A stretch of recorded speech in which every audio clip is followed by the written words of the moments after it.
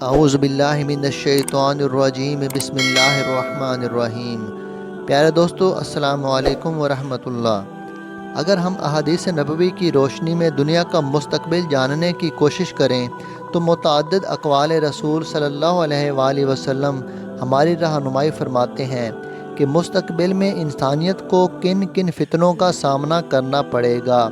جیسے جیسے قیامت نزدیک آتی جائے گی، فتنے روزانہ کی بنیاد پر ظاہر ہوتے چلے جائیں گے۔ احادیث میں ان فتنوں کے بارے میں ہمیں واضح اشارے ملتے ہیں۔ انہی فتنوں میں سے ایک فتنہ دجال بھی ہے۔ آپ صلی اللہ علیہ وآلہ وسلم نے فرمایا کہ تمام انبیاء کرام نے اپنی اپنی امت کو دجال کے شر سے بچنے کے لیے خدا سے پناہ مانگنے کی تلقین کی ہے۔ پیارے دوستو، دجال اور اس کے خروج سے متعلق احادیث میں ترکی یعنی قسطنطنیہ کا ذکر متعدد بار ملتا ہے۔ آج کی ویڈیو میں ہم یہ جانیں گے کہ دجال اور ترکی کا آپس میں کیا تعلق ہے، اور آپ صلی اللہ علیہ وآلہ وسلم نے ترکی کے متعلق کیا پیشگوئی کی تھی۔ پیارے دوستو، دجال کی آمد کے بارے میں جس حدیث کا حوالہ دیا جاتا ہے وہ حضرت ابو ہریرہ رضی اللہ تعالیٰ عنہ سے روایت ہے کہ آپ صلی اللہ علیہ وآلہ وسلم نے فرمایا کہ جب تک اہل روم اماک اور دعویٰ میں پڑاؤ نہیں ڈال لیتے تب تک قیامت نہیں آئے گی۔ اماک اور دعویٰ دو علاقوں کے نام ہیں جو ملک شام میں واقع ہیں۔ جب مدینے سے ایک لشکر ان کے مقابلے کے لیے پہنچے گا تو رومی کہیں گے کہ تم ہمارے اور ان کے بیچ میں مت آؤ کیونکہ یہ اپنے دین سے پھر چکے ہیں۔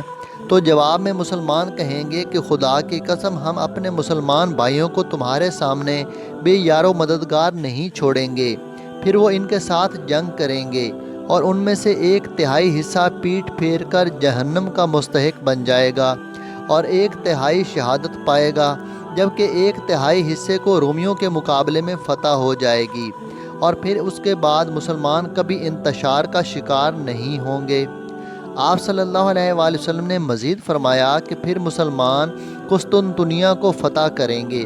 فتح کرنے کے بعد جب مسلمان مال غنیمت سمیٹنے میں مصروف ہوں گے تب شیطانی جھوٹی آواز بلند کرے گا کہ تمہارے گھروں میں دجال داخل ہو چکا ہے۔ جب مسلمان یہ سن کر واپس اپنے گھروں کی جانب پلٹیں گے تو اس دوران دجال کا نزول حقیقت میں ہو چکا ہوگا۔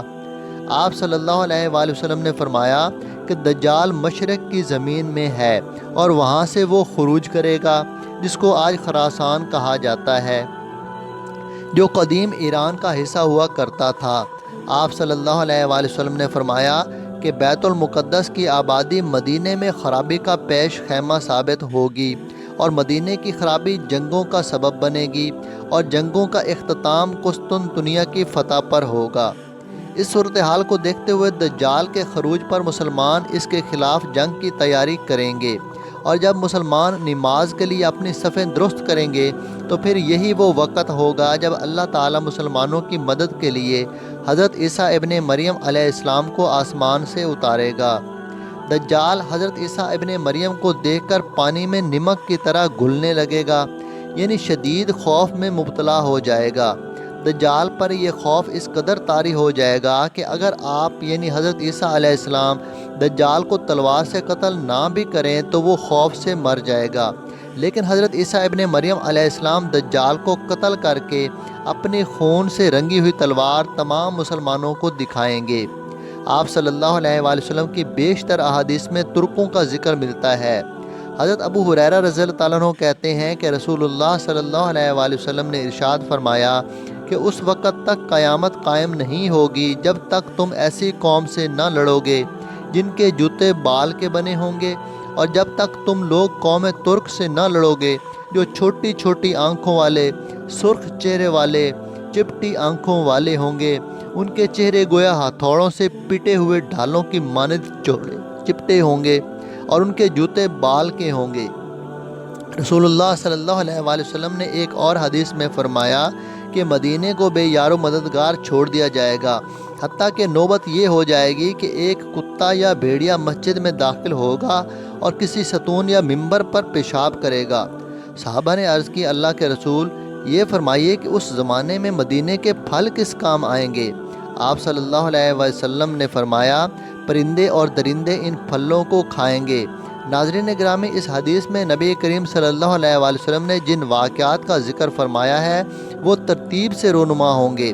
پہلے بیت المقدس کی آبادی اور عمارتوں کی کثرت سے اور لوگوں کا اس شہر میں کثرت سے آباد ہونا، پھر اس کے بعد یثرب یعنی مدینہ طیبہ کا برباد ہونا، یعنی لوگوں کا مدینہ میں رہائش سے گریز کرنا اور مدینہ میں جدید تعمیرات کا سلسلہ رک جانا۔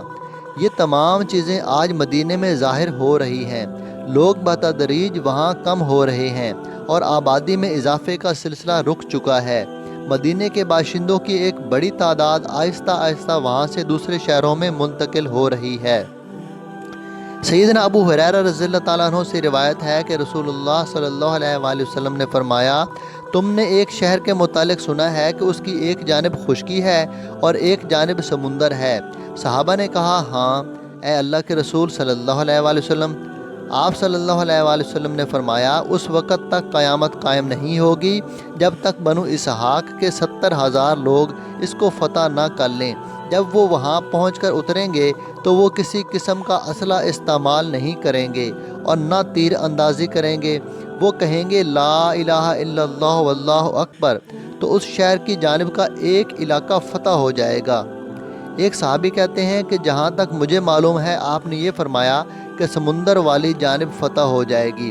پھر وہ دوسری بار کہیں گے لا الہ الا اللہ اللہ اکبر، تو اس کی دوسری جانب فتح ہو جائے گی۔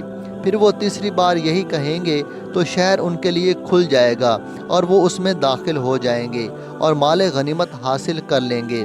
جس وقت وہ مال غنیمت تقسیم کر رہے ہوں گے تو کوئی پکار کر کہے گا کہ دجال نکل آیا ہے، تو مسلمان ہر چیز کو چھوڑ کر اپنے گھروں کو لوٹ جائیں گے۔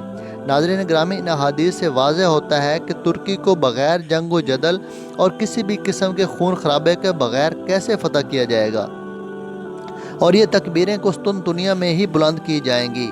ان روایات سے یہ بات بھی واضح ہو جاتی ہے کہ آخری زمانے میں شام اور ترکی کا ایک اہم کردار ہے، لیکن جو ترتیب اور قرب قیامت کا جو نقشہ مخبر صادق نے بتایا ہے اس کے مطابق تو یہ جگہ اب اس امت کے پاس کچھ دیر کی مہمان ہے۔